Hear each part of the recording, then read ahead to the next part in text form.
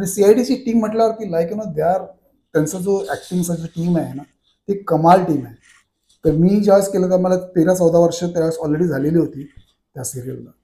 पण ते ऍक्टर्स एवढे ओबिडियंट, एवढे डिसिप्लिन्ड आहेत की लाईक डायरेक्टरनी कॉल दिल्यावरती जसे आपले फायर ब्रिगेडचे लोक बाहेर पडतात ना, कोणी बेल्ट लावत, कोणी कोट घालत, तसे तो लोक लिटरली व्हॅनिटीमधनं बाहेर पडतात. एका व्हॅनिटीमध्ये सगळे बसायचे.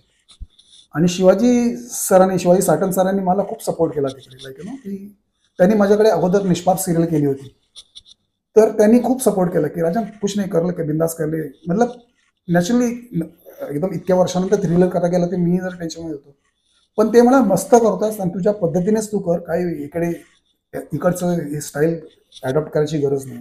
असं करत करत नंतर मला मग त्याची सटक लागली. तर मी असं करत करत बरेच एपिसोड तसे केलेत, लाईक की मी कधी कधी इकडे काम सॅक्रिफाईस करून तिकडे जायचो. इकडे मग असिस्टंट सांगत होतं हे अमुक अमुक दिवस तू सांभाळ, मी तिकडे जाऊन मला करायचं. आणि असं करत करत आणि एव्हरी एपिसोड चॅलेंज सीआयडी म्हटल्यावरती. एक एपिसोड मध्ये असा आला होता की लाईक की राजन यार बहुत कमाल का एपिसोड लाया हूँ. और सिंह साहब आइडियाज द्यायचे ना एपिसोडची, स्टोरीज आमची. बोलो क्या है सर, कुत्तों की गैंग है, कुत्ते मर्डर करते हैं और एंड में पता चलता है कि मर्डर कुत्ते की गैंग है करके. बोले ठीक आहे, अच्छा. त्यानंतर मला मस्तपैकी पूर्ण मसाला लावून पूर्ण स्क्रीन प्ले वगैरे ऐकून दाखवला वगैरे. ओके सर, कभी कल करना है, ठीक है. बोलो मजा आएगा सर. अच्छा कर लेते. तो मी एक इमॅजिन करून चालू, कुत्रे येतील हे करेल. नंतर जाता मला बोलले की प्रॉब्लेम राजन एक ऐसा है, कुत्ते नहीं है. बोलो कैसे करना है. बोला आपने पास परमिशन ही नहीं है इतने कुत्ते यूज करने का, ये करना है सब. यार कुत्ते यूज नहीं करनी है. बोले सब कैसे करना है, देखो कैसे कर सकते, पॉइंट ऑफ व्यू करो. कुत्र्यांच्या पॉइंट ऑफ व्ह्यूवर तर पूर्ण एपिसोड आम्ही केला. ओके, एकही कुत्रा दाखवला नाही. ते कुत्रे मर्डर करतात, हे करतात. एंडला कळतं की कुत्र्यांनीच मर्डर केला आहे. त्यांचे ते पिंजरे वगैरे असतात, तिकडे पण आम्ही गेलो, तिकडे पण पॉइंट ऑफ व्ह्यूनी खेळलो. आणि तो एपिसोड सुपर डुपर हिट झाला होता, लाईक की अशी एक गँग आहे की लाईक कुत्रे आहेत पण कुत्रे नाही आहेत. तर तिकडे ना challenging, every episode is challenging. एक दिवस आम्ही एक एपिसोड होता की मुंबई दर्शनच्या बसमध्ये मर्डर होतो. 2 दिवसासाठी परमिशन मिळाली होती गेटवे ऑफ इंडियाला की पूर्ण तो टाउनचा एरिया शूट करायची. आम्ही सकाळी गेलो, पहिल्या दिवशी गेलो सकाळी तिकडे, लाईक सकाळी सगळ्यांची सीन वाचून झाला की आता चला सुरू करते. आणि रिपरिप पाऊस सुरू झाला. अरे बोलो बैंड बज गए यार. बोला अभी क्या करेंगे, रुक तो सकते नहीं बिकॉज शेड्यूल प्लान होतं आणि त्याच्यामध्ये आवर्स फुकट घालवणं शक्य नव्हतं. तो सिंह साहेबांना फोन केला मी. सिंह साहब बोला असंच बरोबर बारिश है, क्या करें. राजन प्रोडक्शन वाले को बोलो रेनकोट निकालो. लिटरली सगळ्या कॉप्सनी सगळ्यांनी रेनकोट घातले, कॅमेराला रेनकोट घातला. आणि 2 दिवस आम्ही रिपरिप पावसामध्ये, कंटिन्युअस नव्हता पण रिपरिप चालू होता, त्याच्यामध्ये पूर्ण दिवस शूट केलं आणि पूर्ण एपिसोड शूट केलं. It's like every day is a new experience. एक दिवस मला सांगितलं मड आयलंडमध्ये की तिकडे एक आतमध्ये फोर्टमध्ये एक मोठी गुफा आहे, तिकडे एपिसोड करायचा तुला. म्हणजे आदमखोर जानवर माणूस आहे की माणसं खाणारा माणूस वगैरे असा, तर त्याचं एक एपिसोड होता. तर करले ते कोई प्रॉब्लेम नाही सर. तर त्याच्यात कॅमेरामॅन होता राजेश म्हणून, त्याला माहित होतं की लोकेशन कुठे आहे म्हणून.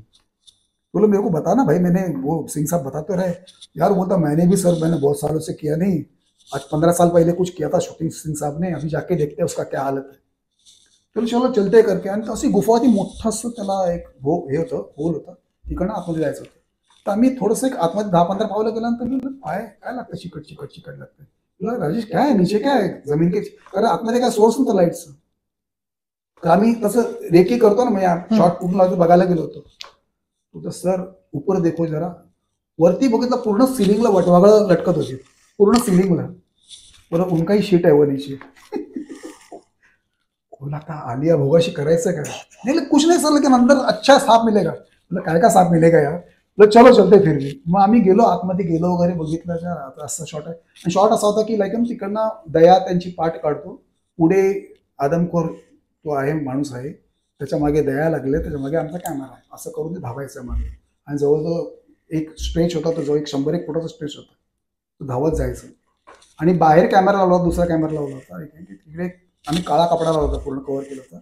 की असा शॉट पाहिजे होता की तो उघडले पूर्ण वटवागळाशी बाहेर पडतात आणि त्यातनं तो आदमखोर आणि दया असा भाग येतो. तर तो आम्ही तसा शॉट घेतला आणि आम्ही पळायला सुरुवात केली आणि ते लोक एवढे एक्सपर्ट आहेत म्हणजे ते दया वगैरे जे लोक मंडळी होती ना, टीम जी होती आमची ऍक्टरची, त्यांनी वरती त्या वटवाघळांना असं काठीने हाकलायला सुरुवात केली. तर ती वटवाघळ त्या उजेडाच्या दिशेने जात होती नाही बाहेर, आणि आम्ही त्यांच्या मागे धावतोय, आदर त्याच्या मागे दयाच्या मागे आम्ही असं धावतो. आम्ही शॉट घेतला, आम्ही एका ठिकाणी थांबलो आणि बाहेरून कॅमेराचा कट घेतला होता. तिकडे हजारो वटवाघळ बाहेर पडतात, त्यातनं ते कॅरेक्टर्स असे धावून येतात. तुम्हाला ओरिजिनल मिळालं. ओरिजिनल आणि असे चॅलेंजिंग शॉट्स असायचे तसे सीआयडी मध्ये. It's a wonderful under water बोला, कसंही वेगळेच अनुभव त्याच्यामध्ये त्या प्रोसेसमध्ये मी